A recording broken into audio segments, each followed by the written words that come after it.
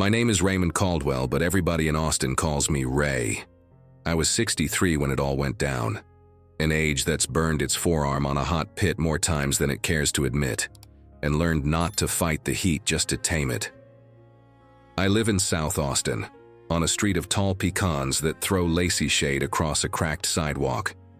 On the front pole, the string lights Lila, my wife, insisted on keeping on clear into March still hung there, like winter needed a reminder to move along. In April of 2025, she slipped away on a blue morning with the window open and the curtains moving like a hand that didn't want to say goodbye. I heard the city starting up, and for the first time in years, that noise didn't have her laugh underneath it. Lila had 2 kids from her first marriage, Trent, 38, and Casey, 34. I met them when they were teenagers. I taught Trent how to change a tire on the shoulder of I-35 on a day that hit 103, sweat burning our eyes, and I showed Casey how to sharpen a kitchen knife until it sang thin against a tomato. Affection isn't math. You add care, add time, add presence, and somehow it can still add up to a number the other person calls 0. They looked at me like a bench warmer, useful when needed, awkward once you're on the field. I knew. I kept on loving their mother. At the funeral, Friday, April 25th, church on South Congress, the smell of cold flowers, old carpet, bad coffee in thin cups that warm your hand and no one's heart. I held Lila's hand one last time in a room too small for the size of the hole she was leaving. Then, in the side hall, came the ritual of hugs and worn-out phrases. That's where Trent leaned into my ear with that gumless smile he thought was discreet. "You know you're not in the will, right?" he whispered. "Mom fixed everything in April. House, accounts, all ours. You're gonna have to figure yourself out." In his mouth, "You're gonna have to figure yourself out," meant get lost. I sniffed the burned coffee so I wouldn't answer angry. Casey, softer, dropped her eyes and pinched her tissue. On the sidewalk, away from the room's buzz, Trent lobbed another one. "We don't want drama, Ray. Just do the right thing. 30 days to move out. I can even help you find a place in San Marcos." 30 days. I thought about the nails I'd driven into that house. I thought about the pit I'd pushed into the back corner of the garage when Lila said, "Let's leave room for Casey's bike." I thought about the property tax I'd paid by automatic transfer on January 31st, just shy of $2,000 for my part. I thought how everything that mattered there had our hands on it, even the things you couldn't see. And I heard a line of Lila's that had steered me more than a decade. "Don't argue, Ray. Put it in writing and sign it." Her way of saying, do it right, on paper. Saturday, I cleaned the sink, made a decent coffee, about 22 grams of grounds in a damp filter, and opened the red folder where we kept documents. Marriage certificate, June 12, 2011. Life insurance policy, matures in 2034. An envelope with Will, Lila in big block letters. I didn't open it. I called Lila's lawyer from way back, Nora Harper. Office on Barton Springs, shelves of gold-spined books, an old map of Travis County on the wall. I'd been there with Lila to sign insurance papers. Sunday night an email landed, reading and meeting. Monday, April 28th, 10 in the morning. I breathed easier. I didn't know it yet, but one single line Lila had written was about to click into my life like a brand new lock cylinder. "If you think a clause is just lawyer talk, stick with me. You'll see what one sentence in the right place can do when the wrong people come knocking. I spent 40 years tending a barbecue pit. Pecan smoke gets into your skin and never leaves, like a song from childhood. I started on a food truck, just over $7 an hour, then moved to a little restaurant off Stastny. In 2008, we set up Ray and Lila's backyard BBQ in our yard on Saturdays, just a weekend side hustle that turned into a neighborhood thing. Lila strung lights in the trees, line by line, and said we needed joy hanging, even into March. I did brisket the patient way, about 14 hours at 2:25, and she taught me how to serve without rush. We got married in 2011, a simple ceremony, just under $1,000 all in, counting cheap flowers and a cake our neighbor baked. Happiness doesn't need imported roses. It needs a look that says, "I'm staying." The South Austin house was hers before me. a mortgage she paid with stubborn grit. In 2014, when rates dipped, I ran the numbers on paper and talked Lila into refinancing to about 3.75%.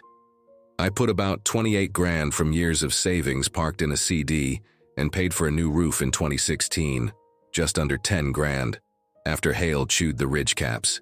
I swapped the pantry brackets and added a second handrail on the stairs when Lila said her knee sometimes clicked. I didn't own anything there on paper, but I was responsible for everything there in my heart. We like to call mine whatever we care for. The paper only shows up later when life decides to test what you say on Sundays. Trent and Casey grew up in Round Rock, with a dad who was present and then less so. I showed up when they were still barely more than kids. I took Trent driving for the first time in an empty parking lot, and he laughed out loud when the car shuddered at the clutch bite. I took Casey to buy a good knife and told her a good knife is an investment, but a good hand is a commitment. They tolerated me. Some days they thanked me, other days they ignored me. All right, I didn't keep score, I just kept charcoal. Lila and I talked about the future the way you talk through a recipe. If I go first, I don't want you becoming a tenant to my kids, she said in 2023. On a Sunday with the pit smoking and the wind running warm. I'm going to set up the papers. I laughed, like an idiot, and said okay. She had a way of saying and then doing, no fuss. In March of 2025, she went to Nora's office with a stack of papers. I drove and waited in the car. She came back with calm eyes.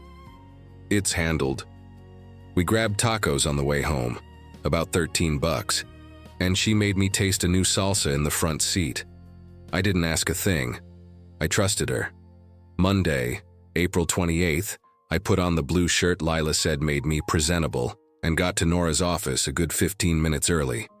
Gold-spined books, that old Travis County map, a desk that smelled like lemon. The assistant had just wiped it down. It was a couple minutes past 10 when Nora opened the envelope. Trent rolled in late, no tie, clutching a black folder you buy for about $7 at a supermarket and pretend it makes you an executive. Casey came in quiet, working a tissue like she was wringing out her own doubts. Nora's got the kind of voice you get from watching people lose their minds over an Allen key set. Steady, unhurried. I'm so sorry about Lila, she said first, looking at me. She was straightforward, organized and kind in her own way. I took a breath. She started reading. I leave to my daughter Casey my jewelry and the wall piano. To my son, Trent, I leave my father's ranch keepsakes in the photo archive. Trent drummed his fingers, impatient for the big part, picturing the hammer dropping on me. Inside, I panted a little but kept my face neutral. Sometimes the best expression is no expression at all. Then Nora turned the page and read, pausing like someone about to read a key. Clause 12. Rights of my spouse. I grant my husband, Raymond Caldwell, a lifetime exclusive, non-transferable right to occupy, rent, use, and manage the property that is our residence, South Austin, Travis County, with the express power to sell, mortgage, or replace that property with another of his choosing during his life, retaining in full any proceeds from any sale. This right is in addition to any non-probate transfer I have executed on the same asset. Any attempt to remove my husband from the property, directly or indirectly by any beneficiaries, will result in those beneficiaries forfeiting their shares under Clause 17, no contest. The air in the room changed density. The sound that followed was Trent's tongue clicking against the roof of his mouth, making no words. Casey lifted her eyes to me like she was seeing for the first time the man who lived at the same address she visited without ever looking at the kitchen. And inside me, I felt Lila's hand touch my back and nudge me forward an inch. What does non-probate transfer mean? Trent rasped, stunned. Nora slid over another document, a black clip biting the stack. Your mother signed in March an enhanced life estate deed, what Texans call a ladybird deed, in favor of Ray. That gave him expanded rights while she was alive. And after her death, the property passes straight to him without probate. The will recognizes and reinforces that, in practical terms, The house is Ray's now. Even if Clause 12 didn't exist, title already passed. What? He burst. She wouldn't do that. She told me. Trent, Nora cut in, steady. I have the recorded deed. County Clerk's Office, mid-March 2025. Your mother signed it here in front of me and the notary. If you contest, Clause 17 kicks in. She turned another page. I could almost hear the paper slice the air like a sharp knife. Clause 17. No contest. Any beneficiary who contests this will, directly or indirectly, or takes steps to frustrate my husband's rights under it, will have their share reduced to 0, and that portion will pass to Austin Pets Alive, and to the scholarship fund at St. Edward's University. Austin Pets Alive. Lila loved those skinny dogs sprinting the town lake trail. I laughed inside. Trent didn't. This is a setup, he spat. You engineered this, Ray. You got in her head. I set my hands on the table, feeling the smooth grain. I spent the last years making brisket for your mom's friends and holding her hand when the migraines hit. The only paper I ever pushed was birthday wrapping. She did this because she trusted me, and because she knew I wasn't about to toss her kids off the living room couch. Speaking of couches, Nora said, like tuning a radio. Clause 13 sets up a marital trust, a Q-tip. Q-tip. Ray is the lifetime income beneficiary, with access to principal for health, maintenance, and support. Casey and you are the remainder, whatever's left after Ray's life. Ray is the initial trustee, with a successor named. Any undue interference falls under Clause 17, and there's Clause 15 about advances. She read, Clause 15, offset of advances. Any documented debts my children owe me, listed in Exhibit A, will be offset against their shares. She pulled a stapled sheet. Exhibit A, Trent. Just under 19 grand, credit card payments and a 2022 loan for the Flippers venture. Casey, just under 5 grand, design course. Those amounts reduce what you take later. Trent shoved his chair back. The metal screeched, sharp. He sprang to his feet. This is war, you'll regret this, Ray. Nora raised a calm hand. Sit, please. You can leave, of course, but you can read. Frustrate my husband's rights zeroes you out, everything. Texas courts do enforce no contest clauses. Do you want to risk losing what's left to fight a deed that's already recorded? He stood there, breathing through his nose like he was sniffing for an exit that didn't exist. He sat. Casey cleared her throat. Ray, I didn't know about the ladybird. Did Mom talk to you? She talked about not wanting me to become a passenger to need, I said. She said she wanted me to stay in the house or trade it for another if the stairs started arguing with my knees. She said she loved you both and wanted you to get what was left. And she said, more than once, she'd never let anyone haul me out of here like I was a chair. We walked out a little before noon. Austin's son hits your face like truth that doesn't need adjectives. By early afternoon, I had close to 10 calls from Trent. By late afternoon, more than 20. By early evening, over 30. Chopped up messages swinging between threat and offer. We can split it. You're ridiculous. Casey's crying. My lawyer's going to grind you up. I put the phone on silent. I closed the door gently and locked it. I didn't know yet, but the next 3 days were going to teach me the difference between closing for fear and closing for the hygiene of the soul. The day after the reading, I went with Nora to the county clerk to record a certified copy of the Ladybird deed. Didn't have to, but Nora said it cuts down on noise.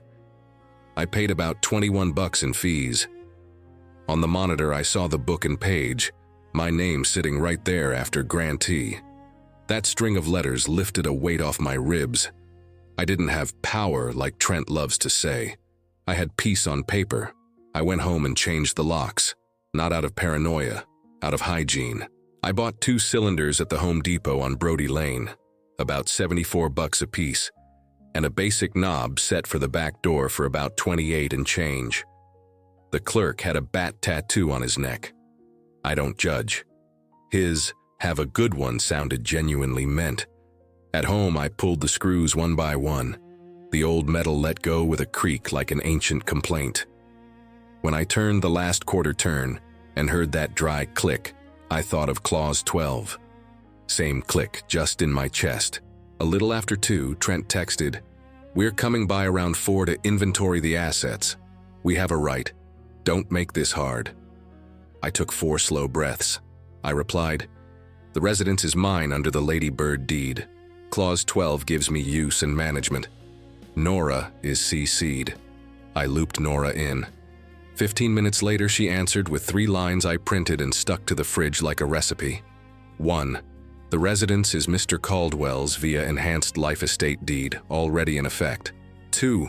Clause 12 guarantees the right to occupy and to alienate. 3.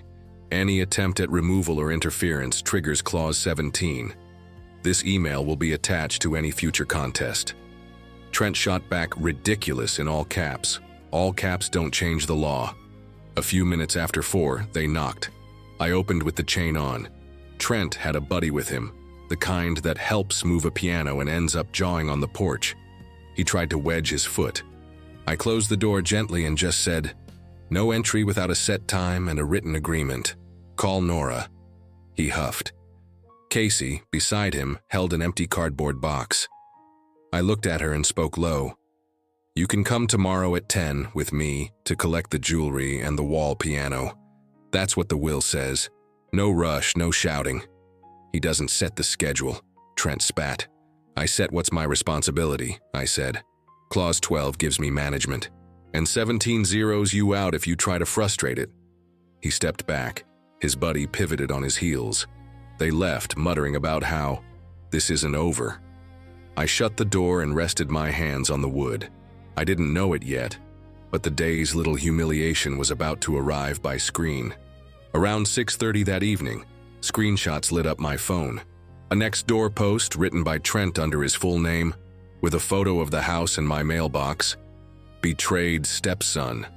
Stepdad trying to auction off the family home and kick out the deceased's kids. Need lawyer advice. He called me a stranger and an opportunist. He said I'd schemed to steal their roof. One line got under my skin more than the rest. My mom always said I'd get the house. If you know South Austin, you know slander travels faster than brisket smoke. In 20 minutes, the comments were rolling. People who know nothing love knowing more than the people involved. I read the replies with the cool "you use to pull a fishbone." A neighbor I barely knew wrote, "Always thought it was odd seeing a younger man depend on his wife's house." I closed my eyes for 2 seconds. When I opened them, I wrote a short, clean reply, no adjectives. "I'm Raymond Caldwell. I lived with Lila for 14 years. I paid for the roof just under 10 grand, property taxes, just shy of 2 grand this past January, and an AC repair, about $380 last June. Lila signed a Lady Bird deed in mid-March 2025, and Clause 12 of her will gives me a lifetime right to occupy, manage, and if I choose, sell. There's a no contest clause. I can show copies while keeping the sensitive bits private. I refuse trespass and defamation. Respect is welcome. Ray?" 5 minutes later came a shower of "this should be handled in private." The great irony of social apps. I didn't want a public fight. I wanted a ceasefire where someone had planted a blaze. Casey texted me. "I didn't know he was going to post. I'm so sorry, Ray." "I know," I wrote back. A little after 8, Trent called. I picked up. "You're gonna regret humiliating me online," he said. "You defamed me first," I said. "The house belongs to the family." "I am the family," I said. "So are you. I'm just not your puppet. I'll get you out of there even if I—" "Clause 17 gets you out," I cut in flat. Silence. He hung up. Around 10 that night, I stepped into the yard to breathe. The dry ground crackled under my boot. Far off, a kid was torturing a trumpet. On the porch plant, fallen in a corner, there was an old price tag, about $7 and change, for a succulent Lila bought and drowned with love. I laughed inside. Life is full of overdoing it until you kill the thing you meant to water. Next morning, a little after 9, the doorbell rang. An AC guy, tall, ball cap, stood there. He'd come at Trent's request to check the unit. I asked, "Who's paying?" He said it's all in his name. "It's not," I said. "I come back when Nora writes okay." He left without a sour look. Around 10, Casey arrived with a tissue and a lemon loaf from the supermarket, glaze running like an apology. She came in. I handed her an old shoebox where Lila kept necklaces. Casey touched the wall piano like it was an altar. She played Blue Eyes Crying in the Rain without fear of a wrong note, and missed beautifully. I filled a glass of water and set it on the edge of the piano. She drank in 2 gulps at a time like a tired kid. Before she left, she said, "He's furious. I'm scared of Trent." "Clause 17 is your friend," I said. "And I'm your friend too if you'll let me." She nodded, hugged me. Left with the piano scheduled for Thursday, 2 movers and a receipt. On the table, I left 2 sheets, copies of clauses 12 and 17. Sometimes you need to see ink on paper to remember you've got a spine. What came next was the last shove. On Wednesday, April 30th, late morning, I got an email from an attorney with a Baroque name and a puffed chest tone, demanding immediate access to the property to inventory assets, and suggesting scheduling Mr. Caldwell's move in order to respect the decedent's wishes. Nora answered with another 3-line summary, and added, this time, a closing that hit where it had to. "This email will be attached to any petition as proof of attempted interference." Silence. Never heard from that lawyer again. Sometimes the right attachment collapses a whole meeting full of loud talkers. In the kitchen notebook I wrote, "Locks, about 74 each, times 2, plus about 28. Clerk, 21. Patience free, but it costs." I used to think the turn is something your gut feels before it happens. I felt it in Nora's office when Clause 12 came off the page. But the real turn was when I sat at my checkered plastic cloth table in my kitchen and read Clause 12 out loud to myself. Late afternoon, May 1st. Sun came in slant through the sink window and drew dust in the air like confetti from a small party. I read slow, word by word, no rush. I grant my husband, Raymond Caldwell, a lifetime exclusive non-transferable right to occupy, rent, use, and manage the property that is our residence. I repeated exclusive and non-transferable, like chewing a new word. With the express power to sell, mortgage, or replace that property with another of his choosing during his life, retaining in full any proceeds from any sale. Retaining in full landed like a chord. This right is in addition to any non-probate transfer I've executed. Any attempt to remove will result in forfeiture. I stopped, breathed, smacked my open palm on the table once, not from anger, from certainty. I picked up the phone and called Nora. "I want to do this right and end the noise," I said. "What else do I need to record?" "Formally accept as trustee of the marital trust," she said. "We've got the QTP set up, you as trustee. We sign your acceptance, open a Caldwell marital trust account at the bank. You use it for upkeep, health, property taxes, insurance, simple annual accounting. If you like, you can do it yourself with a spreadsheet." "I know how to do a spreadsheet on paper." I laughed. "That works," she said. "And Trent? If he tests Clause 17, we ask the court to enforce it. We've got Travis County cases upholding no contest when the fight is clearly interference. The kicker here is the house already passed by Lady Bird. The will just confirmed it. He's fighting the wind." I hung up and opened the left-hand drawer where Lila kept the pens that actually worked. I pulled a black ink Pilot G2. In a notebook I wrote, "Marital Trust, opened May 2025. Initial deposit, $18,000, leftover joint savings. Plan, pay insurance about $1280 a year, property tax, around $3860 a year, average maintenance, about $1200 a year."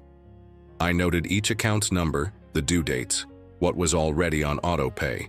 I've always liked numbers with little teeth in the sense. They help you remember this is real. Saturday I invited Casey for lunch. I did brisket on a small pit, about 9 hours of fire, used 2.5 cords of pecan, around $38, seasoned just with salt and pepper. She came with her husband Joel, a man who doesn't say much and carries a lot. We sat. I told them I was opening the trust account. that I'd keep the house, that I'd pay it all like I always have. Only now with the names lined up right. Casey asked, "Are you going to sell?" "If my knees ask me to, I'll swap for a one-story in Buddha or Kyle," I said. "Clause 12 lets me, I can keep the proceeds. But I don't make big decisions in the first year of grief. Lila still tugs the covers on our double bed. I need to learn to sleep in a single in the same house." She held my hand for a second, said thank you. I said you're welcome. We sliced the brisket against the grain. I gave her the burnt ends I know she likes. She bit and smiled with her eyes. Joel ate 2 slices without a word. Sometimes silence is applause. Sunday I went to Home Slice and had a pepperoni slice. At the next table, 2 neighbors were talking about people who take advantage of widows. I swallowed the urge to point a finger. I remembered Ruth's rule. No, Lila's. Don't argue. Write it and sign it. I was writing and signing everything.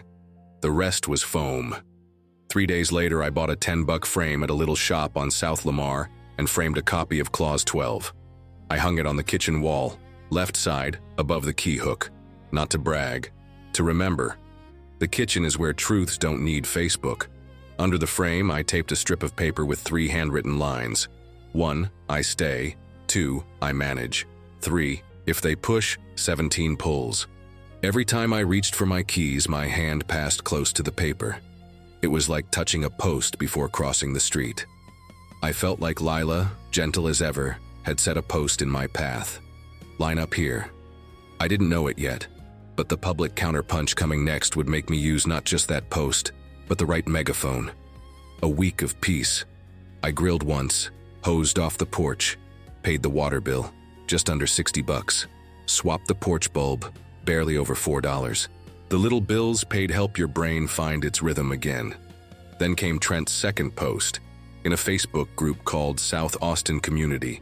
About 9,300 members, a shot of me in the backyard taken over the fence, captioned, "Vulture Stepdad." He wrote that I'd blocked an inventory of assets. He tossed around words like usurpation and betrayal. He tagged a clickbait reporter. The story ran the next day with a title built to inflame. Widower kicks kids out of family home. Post-funeral dispute heats up South Austin. There was a paragraph calling me the younger man. I'm 7 years younger than Lila. As if that were a sin. My phone lit up in bursts. A buddy from the pit texted, "Want me to reply?" A neighbor wrote, "I'm on your side." Another guy I hadn't seen since 2014 called me a shameless leech, and then deleted it. The noise was loud. The urge to disappear was louder. I sat at the kitchen table, looked at the framed Clause 12, and said out loud to myself, "Don't humiliate, educate, but don't be a fool." I opened the notebook and wrote a 4-line plan. Lila loved when I wrote fear plans like a recipe. Line 1. Answer with facts, not insults. Line 2. Publish what I can, no SSNs, just the clerk's reference. Line 3. Lay out the numbers that sting, including the almost 19 grand from Exhibit A, with no emotional seasoning. Line 4. Turn the noise into a public lesson, not a drunk argument. I called the editor at the local Community Impact. I knew him. We'd run a little backyard BBQ ad once for about $75 in the corner. He picked up, attentive. "I don't cover gossip," he said. "I cover community." "Perfect," I said. "I've got a community story with documents. Lady Bird deed, Clause 12, Clause 17, no contest. People making loud mistakes. I want it quiet, but I need to stop the crows mid-flight." "Bring the papers," he said. I brought them. I showed the deed, enhanced life estate, signed and notarized, the clerk's record clear as day. I showed a copy of the will, clauses 12, 13, 15, 17 with sensitive bits covered. I showed the puffed-up email from Trent's lawyer and Nora's reply. I showed the printed next-door post. I showed bills paid with my name before and after. And yes, I showed Exhibit A with the advances. Trent's almost 19 grand in 2022 for a flipper's hustle that never flipped. Casey's just under 5 grand in 2019 for a design course she finished and uses today. I asked him not to throw Casey into a sack that wasn't hers. The editor nodded. Let's write it as a practical guide to what a ladybird deed does and doesn't do in Texas, he said. And inside it, your story is the example. You in? I'm in. The piece ran Friday, headline, "When Paper Protects, How a Ladybird Deed and a Will Clause Prevented an Injustice in South Austin." Subhead: Understand the enhanced life estate deed and the role of a QTIP and no contest clauses. It read like a lesson. In the middle, a photo of me on the porch in the blue shirt, not looking like I was at war. The caption didn't puff. It explained. There was a sidebar with numbers. Property tax paid at the end of January, just shy of $2,000. An AC repair last June, about $380. The roof back in 2016, just under $10,000. Opening deposit for the marital trust, $18,000. A small note at the bottom. Exhibit A lists advances to the children that will be offset against their future shares, about $19,000 and just under $5,000. I got a long email from a woman I've never met. Subject line, "Thank you." She wrote, "My second husband died and my stepkids tried to pry me out of my house. I didn't know about the ladybird. Too late for me, but I'm telling my sister." I cried at the kitchen counter. Terrazzo Lila loved. A single tear line burning hotter than pecan smoke. I didn't know the story would also snap Trent's leash. Saturday, I taped inside my mailbox a printout of the headline and a little clip showing the clerk's record reference. I taped it on the inside for me. But the mail carrier saw it. He said, "Good to see somebody doing it right on paper. We see some things out here." Sunday, I did what Lila would call controlled crazy. I invited half a dozen neighbors, plus Casey and Joel, for coffee and paperwork. 10 in the morning, a box of donuts from H-E-B for about $13, and strong drip. I read Clause 12 out loud, then 17, then explained the Q-tip with a crude diagram on a paper bag. Me as a little circle, Casey and Trent as two more, arrows for income and remainder. Whoever wanted to listen, listened. Whoever didn't come. I didn't invite a reporter. I invited people made of bone and breath. At the end, Casey raised her hand like we were in class. "I want to say I messed up by staying quiet while my brother shouted," she said. "And I want to thank Ray for not locking me out. I'm going to honor my mom's wishes." I almost said, "I love you," before a donut. I held it back. A little after 11, Trent showed up on the far side of the fence, arms crossed. The look of someone who woke up mad and doesn't know where to put it. He didn't come in. I didn't invite him. He stood there about a minute, turned and left. That afternoon, he posted a bare line on Facebook, deleting earlier posts, handling this off social. No apology. No admission. It was something. Monday, I got a certified letter. Return address Trent's lawyer. I opened it calmly, knife down the side, heavy paper. Inside, a proposed agreement asking me to sell the house within 90 days and split proceeds evenly, with a credit to Mr. Caldwell of $12,000 annually for 3 years. The arrogance was almost funny. I called Nora. She actually laughed. "Don't sign it. Don't even answer," she said. "You know what you're going to do?" Nothing. Sometimes the counterpunch is letting the other guy swing himself into silence. And if he shows up here looking for a fight? Take pictures. If he trespasses, call the police. And if he keeps at it, we file an application to enforce the no contest clause, attaching everything. Next door, emails, the forced sale proposal. We make it look like what it is, an attempt to frustrate your rights. Okay, I spent the week mowing, replacing the tape on the hose bib, about $650. And paying the homeowner's insurance with a check from the marital trust, about $1280. Paying from the right account brought me peace. Sounds odd, I know. But the right numbers on the right line give your brain a mattress no pillow can match. 2 weeks later, Community Impact ran an update. After the noise, a South Austin family finds clarity in a will and a ladybird deed. It wasn't Ray humiliates Trent. It was clarity.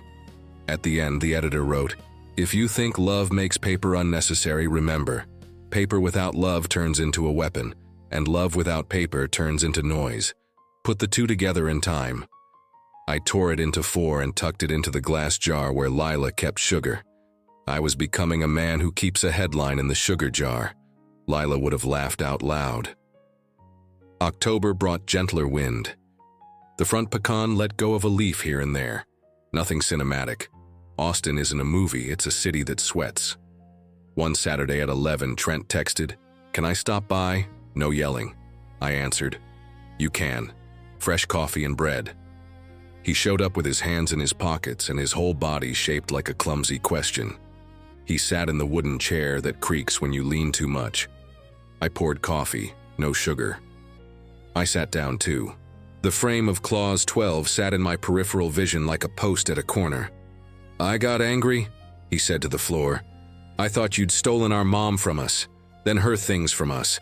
I don't like to lose." "Me neither," I said. "I lost your mom." He breathed through his nose slow. "I'm not going to contest. I don't want to lose everything to Austin Pets Alive." He smirked, embarrassed.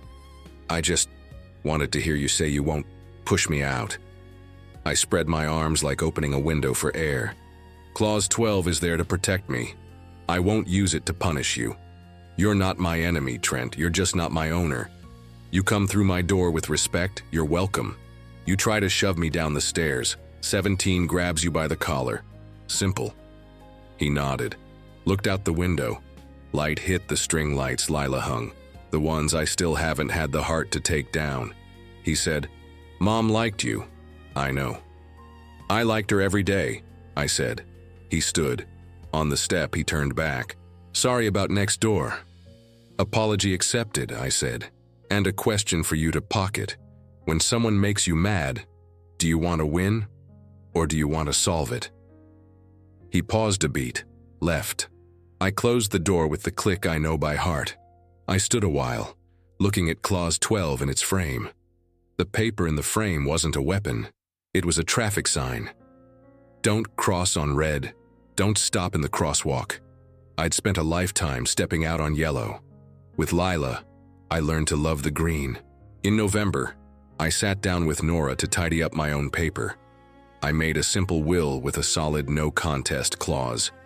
I left something to Austin Pets Alive because Lila loved the name and those skinny dogs finding homes. I left a gift to the church, and I wrote an if-then for the stepkids. If there's respect and peace, they get whatever I can leave. If there's a contest, that slice goes to scholarships at St. Edward's. I didn't write it to punish. I wrote it to guide. Nora read and said, "That's good paper." I signed. I walked out light like replacing a broken shingle with a whole one.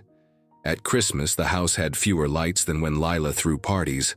I'll never match her habit of hanging stars on wooden spoons, but it had people. Casey brought a crooked, beautiful wreath she made by hand, with ribbons that ran her about $6 from the craft store. Trent came with a mediocre wine and the intent to do better. We sat together without picking at the scab that was already healing where it needed to. I poured 2 tall glasses of iced tea. We toasted. Casey glanced up at Clause 12's frame and laughed softly. "Mom would have loved this," she said. "She loved it before it existed," I said. At day's end, after everyone left, I went out to the yard with the small pit, set 2 pieces of pecan wood in place and didn't light them. Just looked at the imagined smoke. Sometimes you don't need fire to remember what warms. I pictured Lila moving through the house with the hanging lights, saying, "Joy takes work." I heard, "Don't argue, Ray. Write it and sign it." I remembered how one line, written in the right spot, held one man in the right place when someone tried to push him down the hall. You might ask why one line makes such a difference. It's not poetry. It's a pulley. One right line moves heavy weight without snapping your arm. Clause 12 didn't give me the right to boss anyone. It gave me the right to stand when someone tried to fold me. I grant my husband a lifetime right to occupy, rent, use, and manage, with the power to sell, keeping the proceeds. Words that sit gray in a lawyer's book, but in a South Austin kitchen in May of 2025, they sounded like Lila's voice, low, steady, no drama. And Clause 17, the no contest, was the seatbelt. If you crash, you don't fly through the windshield. Trent was going to crash. The belt locked. He didn't fly. Numbers, I've got them. Over 30 missed calls on reading day. Almost 19 grand Trent forgot he owed his own mother. A clerk's record that says, without shouting, "The house is mine." About 74 a cylinder for the locks. 21 bucks at the clerk's office.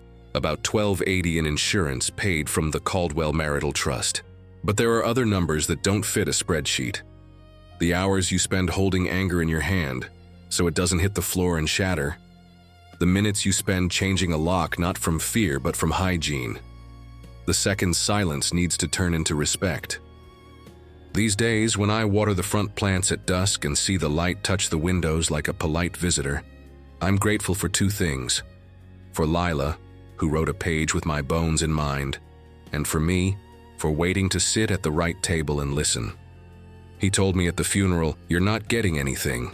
A lawyer read a single line, and I stayed. Not out of stubbornness, out of right, out of love that's signed, out of a clause that in the end is just the legal name for something simple. You belong here. I wrote a note and slipped it into the toolbox between the 9/16 wrench and the black electrical tape for Casey's boy, who grabs everything when he's here and can't read yet, but someday will. Never shove someone who's standing where they earned just to take the spot you want on a whim. If you think someone's taking up too much space, check if it isn't your hurry that's crooked. And remember, before you pound on a door, find out whose lock it is. I closed the box. The click was round and sure. The wind teased Lila's string lights like it was testing old bulbs. I went inside, washed the mug, hung the towel. The house breathed. Clause 12's frame stayed there quiet the way it should. I smiled, not for anyone, just for the paper. And I thought, sometimes the fairest revenge is the peace of staying put in what's yours, while the world learns out there that the right word carries weight, and has a key, and opens, and locks, and keeps, and in the end, protects what it's meant to protect. 2 glasses of iced tea on the table, 1 empty chair with a name, and a stubborn string of lights. Subscribe to the channel and share your thoughts about the story in the comments. See you in the next one.